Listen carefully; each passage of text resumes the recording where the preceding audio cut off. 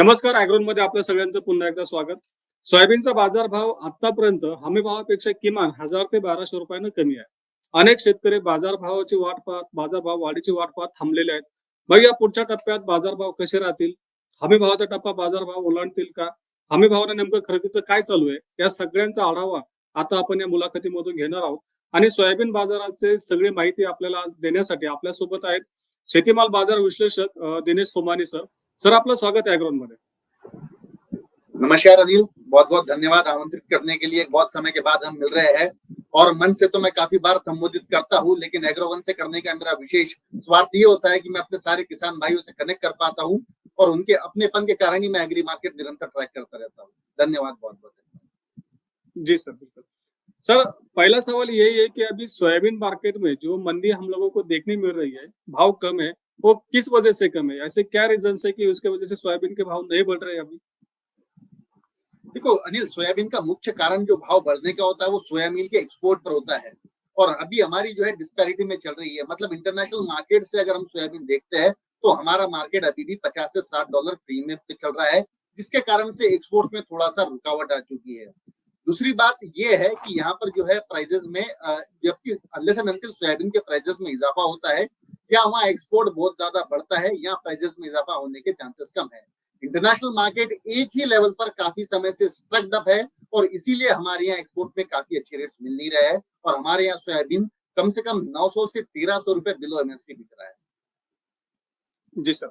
अभी sir, MP ने मतलब भावांतर योजना चालू की है, वहाँ पे भावांतर के अंतर्गत वहाँ पे सोयाबीन की खरीद चालू है। महाराष्ट्र में एमएसपी से खरीद चालू है।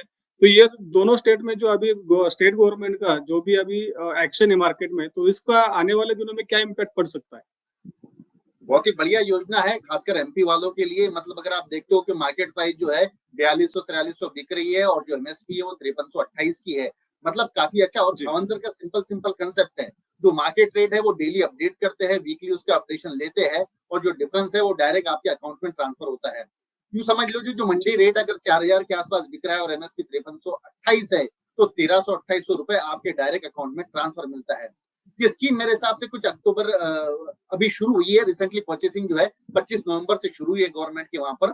महाराष्ट्र में जो है ये परचेसिंग सेंटर्स अभी और बढ़ने वाले हैं, करीब करीब 700 सेंटर्स ओपन होने वाले हैं। तो मुझे लगता है कि भावांतर के तहत एमपी में जो सारी अराइवल्स है वो गवर्नमेंट के पास पहले डाइवर्ट होने वाली है किसानों के माध्यम से।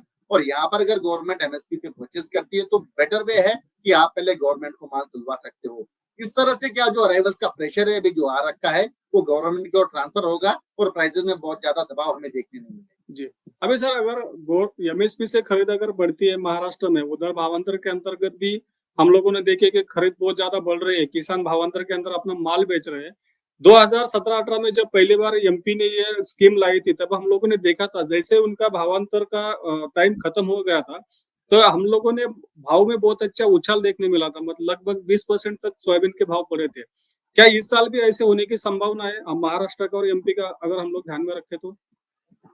बिल्कुल, ये संभावना निश्चित तौर से कि प्राइसेस एक बार एमएसपी से ऊपर निश्चित तौर से जाएगी। पिछले बार जब एमएसपी से भावांतर में जब कन्वर्ट हुआ था उसके बाद में प्राइसेस में जनवरी के बाद उछाल आया था, क्योंकि उनकी परचेसिंग जनवरी तक चलती है। मुझे भी ऐसा लगता है कि शायद जनवरी के बाद प्राइसेस हमारे यहाँ एमएसपी से ऊपर जाने की पूरी पूरी संभावनाएं लगती है। अभी जो है प्राइसेस थोड़ी सी नीचे इसके लिए क्योंकि गवर्नमेंट की परचेसिंग ज्यादा है, भावांतर में माल ज्यादा जा रहा है। एक बार व्यापारियों के हाथ में माल चला जाएगा या स्टॉकिस्ट के पास माल चला जाएगा तो आई थिंक जनवरी के बाद में एमएसपी से ऊपर टिकने के पूरे पूरे चांसेस मार्केट में है। और सर, जनवरी के पहले मतलब बाकी अगर हम लोग दिसंबर एंड तक की बात करें, अगले 1.5 महीने की, तो मार्केट में हम लोगों को क्या देखने मिल सकता है? मार्केट में नीचे के लेवल से अच्छा एक मूव आया है, थोड़ा प्राइसेस थोड़े से ऊपर आया है, लेकिन अभी भी एमएसपी के नीचे है। इंटरनेशनल मार्केट जो सीबोर्ड था 1020 डॉलर के आसपास ट्रेड कर रहा था, वो 1120 और ऊपर में 1155 के लेवल भी हमें देखने मिले हैं। मुझे लगता है कि वहां से अगर थोड़ा सा बूस्ट मिलता है तो प्राइसेस में दिसंबर में यहाँ से 100-150 रुपया और बढ़ने के चांसेस है। प्रोबेबली एक बार 5000-5050 के लेवल ऊपर देखने मिल सकते हैं। मतलब प्लांट रेट की बात करें हम लोग एपीएमसी के? जी बिल्कुल, ये प्लांट रेट के रेट है। मंडी के रेट्स निकालना थोड़ा सा मुश्किल है क्योंकि वैरायटी बहुत ज्यादा अलग अलग आती है वहां पर ऊपर मंडिया कभी कभी 5000-6000 भी बिकती है और नीचे में 3800-4000 भी बिकती है। जी सर, जी सर। अभी सर, आपने इंटरनेशनल मार्केट की बात की है। इंटरनेशनल मार्केट में हम लोगों ने पिछले हफ्ता भर में थोड़ा सा सुधार देखने मिला हम लोगों को। तो उसके मेनली रीजन क्या है? क्या और इंटरनेशनल मार्केट में ये जो सपोर्ट मिला है वो आगे भी देखने मिलेगा? यूएस में क्या था, जब से ट्रम्प साहब आए तो उन्होंने टैरिफ निरंतर लगाते गए थे और उसी के चक्कर में चाइना और उनका काफी टसल चला था। तो चाइना ने जो है सोयाबीन और कॉर्न इंपोर्ट पर काफी ज्यादा रोक लगा रखी थी, वहां पर एक्सेस परचेस नहीं कर रहे थे वो। लेकिन जैसे ही उनके आपस में समझौता शुरू हुआ तो चाइना ने कहा था कि हम आपसे सोयाबीन अच्छी मात्रा में खरीदेंगे, 25 मिलियन मेट्रिक टन आपसे निरंतर 3 साल तक खरीदते रहेंगे। तो वो एक प्राइजेस को बूस्ट मिला, जो प्राइजेस वहां पर स्टॉक स्टकअप हो गया था, वहां से निकासी नहीं हो रही थी, तो इसीलिए प्राइजेस वहां अंडर टोन में ट्रेड कर रहे थे। लेकिन जैसे ही मार्केट में न्यूज आई, प्राइजेस $1100 के ऊपर वहां ट्रेड कर रहे हैं और अभी 1130 के आसपास ट्रेड कर रहे हैं। मुझे लगता है कि 1250 के लेवल्स जैसे जैसे वहां से माल की निकासी निकलेगी, चाइना अपना इंपोर्ट और एग्रेसिव में बढ़ाएगा, तो आई थिंक $1250 प्रति बुशल के लेवल्स भी वहां पर अभी देखने मिल सकते हैं। जी सर। अभी सर अगर हम लोग इंडिया के मतलब अपने अंदर के कंट्री के अंदर के अगर हम लोग प्रोडक्शन की बात करें तो इस साल प्रोडक्शन क्या दिखाई दे रहा है? क्योंकि अलग-अलग जो रिपोर्ट आ रहे हैं उसके जो अनुमान है वो भी अलग-अलग है। तो आपके हिसाब से क्या प्रोडक्शन लेवल हो सकता है? जी बिल्कुल, लास्ट ईयर का प्रोडक्शन हम देखते हैं तो वहां पे जो फिगर्स आ रहे थे 120 लाख से 125 लाख टन के आसपास का फिगर था। इस बार सोइंग 3 से 4% कम थी, लेकिन एक्सेस बारिश से यहाँ पर यील्ड लॉसेस बहुत ज्यादा हुई है। तो जो सामान्य जो प्रेडिक्शन आते हैं, जैसे आप जो भिन्न भिन्न एजेंसीज है, सोपा हुई उन्होंने 105 लाख टन का है, बाकी आप ट्रेडर या किसानों के व्यूज अगर देते हो तो ये 90 से 95 लाख टन के आसपास की फसल आती है। मतलब पिछले साल के मुकाबले 25 से 30% ये फसल निश्चित तौर से कम हो सकती है। मतलब जो एवरेज यील्ड है वो ड्रास्टिकली कम हुई है। अति वृष्टि, अति बारिश होने के कारण यील्ड लॉसेस काफी ज्यादा है और ये आपको जनवरी के बाद निश्चित तौर से पता चलेगा, जैसे ही अराइवल्स ड्राइव हो जाएगी। इस साल की अराइवल्स बहुत ज्यादा नहीं रही, जो पीक में रही है 10 से 11 लाख बोरी ऑल ओवर इंडिया की अराइवल्स रही है, जो कभी कभी 15 लाख बोरी भी हुआ करती थी। तो ये क्लियर इंडिकेशन है कि फसल में कहीं ना कहीं थोड़ी सी फूल निकलेगी, जनवरी के बाद आपके तौर में निश्चित तौर में समझ में आएगा। जी। और सर इसके बीच में अभी आपने जो अनुमान लगाया उसके बीच में एक सवाल उभर के ये आता है कि इस साल अगर हमारा डीओसी का एक्सपोर्ट कम होता है, जिसका अभी आपने बोला कि अब हमारा डीओसी एक्सपोर्ट अभी भी कम है, तो अगर डीओसी पिछले साल हमारा 20 लाख टन हुआ था, इस साल में अगर उससे कम होता है तो क्या इसका इम्पैक्ट हम लोग को प्राइसेस पे देखने मिल सकता है? या फिर आसान भाषा में ये कहूँ कि इस साल हम लोगों को एक्सपोर्ट कितना करना पड़ सकता है? कि एक्सपोर्ट इस बार कम ही होगा, क्योंकि दो रीजन है मुख्य। एक तो फसल ही कम है, फसल अगर 30% कम है तो एक्सपोर्ट के लिए उतना स्कोप नहीं है। हमारे यहाँ नॉर्मली 80-85 लाख टन की क्रशिंग होती है, 9 से 10 लाख टन हम सीडिंग के लिए रखते हैं। और खास बात इस बार जो कैरी फॉरवर्ड है ये बहुत ड्रास्टिकली रिड्यूस हुआ है। पिछले बार नाफेड के पास करीब करीब 30 लाख टन का उसका परचेसिंग था। इस बार मुझे लगता है कि all over India carry forward stock भी अगर हम पकड़ते तो 4 से 5 लाख टन से ज्यादा होने के चांसेस कम है। अगर जून की बात करते तो 16 लाख टन था नाफेड के पास, उसने निरंतर सेल करते चले गए और कैरी फॉरवर्ड स्टॉक निग्लिजिबल है। जिस कमोडिटी में कैरी फॉरवर्ड स्टॉक कम होते हैं उसके बढ़ने के चांसेस हमेशा ज्यादा होते हैं। आप कोई भी एग्री कमोडिटी को अगर गौर करते हो तो जहां कैरी फॉरवर्ड स्टॉक कम, वहां पर प्राइसेस बढ़ने के चांसेस अत्यधिक होते हैं। जी सर। सर एक सवाल शायद वो रिपीट भी हो सकता है। अगले 1.5 महीने में या तो दिसंबर के एंड तक और दिसंबर के बाद मार्च तक ये 2 स्टेजेस में मार्केट कैसे मूव होता है वो हम लोगों को दिखाई दे सकता है?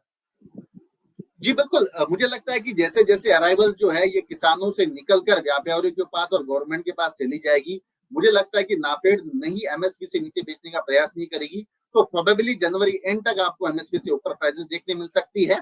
और मैं यूं कहूं कि मार्च के बाद आपको प्राइसेस मार्च से मई के दरमियान एक बार 5800 रुपए के प्राइसेस आपको प्लांट के रेट के निश्चित तौर से देखने मिल सकते हैं। जिसका मुख्य कारण है वहां पे अराइवल्स ड्राई हो जाएगी, इंटरनेशनल मार्केट भी तेज रहेगा, सोयाबीन का अपने मील का जो एक्सपोर्ट है वो भी थोड़ा बढ़कर निकल कर आएगा। 20 लाख टन जो आप कहते हो कम होगा, और मुझे लगता है ज्यादा से ज्यादा 18 लाख टन के आसपास आएगा, क्योंकि कुछ कंट्रीज है जो इंडिया से ही इंपोर्ट करती है और रेट कुछ भी हो इंडिया से इंपोर्ट करेगी। हालांकि बाकी अगर वहां पर इंटरनेशनल मार्केट ही सस्ता होता है तो वहां से डाइवर्शन हो सकता है, लेकिन चाइना वहां से सोल परचेसर रहता है। इंडिया की जो मेजर कंट्रीज रहती है वो इंडिया से ही परचेस करती है, तो 20 लाख टन की जगह 18 लाख टन हो सकता है। अराइवल्स वहां पर जब कम हो जाएगी, हमारे यहाँ इंटरनेशनल मार्केट भी जब बढ़ जाएगा, तो मार्च के बाद आपको 5800 के रेट देखने मिल सकते हैं। जी सर। अभी सर लास्ट सवाल ये है कि बहुत सारे किसान अभी रुके हुए हैं कि आने वाले दिनों में शायद सोयाबीन के भाव बढ़े। तो आप किसानों को क्या सलाह देना चाहेंगे कि उन्होंने कैसे एक्शन लेना चाहिए अभी? ये जो प्लांट की रेट है उससे एमएसपी करीब करीब 500 रुपया ऊपर चल रही है, उससे भी ज्यादा हो सकती है। तो मुझे लगता है कि पहला जो आप काम करो, अपना 50% माल गवर्नमेंट को तुला दो, 5328 में आपका माल बिकता है तो वहां पर आप सेफ साइड रहते हो। और बचा हुआ माल आप होल्ड करके मेरे हिसाब से मार्च एंड तक के वेट करें, उसके बाद प्राइसेस में इजाफा होगा। हम दोबारा एक बार फिर इंटरव्यू करेंगे और मैं आपको दोबारा सलाह करूंगा कि शायद आपको मई तक वेट करना है या मार्च में आपको एग्जिट करना है। जी सर, थैंक यू सर। आपने जो वैल्यूएबल इनपुट्स हम लोगों को दिए, मार्केट का जो आने वाला ट्रेंड है उसके बारे में जानकारी दी। धन्यवाद सर। बहुत बहुत धन्यवाद अनिल।